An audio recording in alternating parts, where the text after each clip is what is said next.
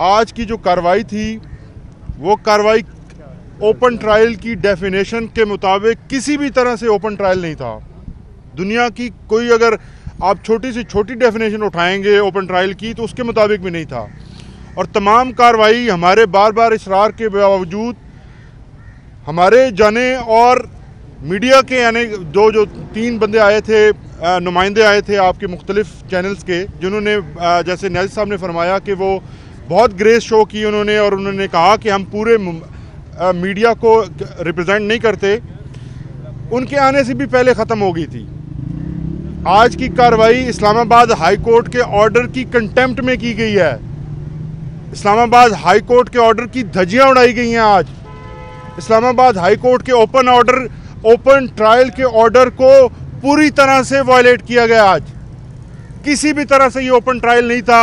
हमने बार बार कहा, हमारी रिक्वेस्ट के ऊपर खान साहब को बुलाया गया और हमारी रिक्वेस्ट के ऊपर शाह महमूद कुरैशी साहब को बुलाया गया, और इवन शाह महमूद कुरैशी साहब की पूरी लीगल टीम को वहाँ अंदर तक नहीं रसाई दी गई। तो ये किस किस्म का मीडिया ट्रायल था। और दूसरे नंबर पर जो पब्लिक लाई गई थी वो प्लांटेड कोई 5-7 लोग लेके आए हुए थे, जिनको ना आप जानते हैं ना वो यहाँ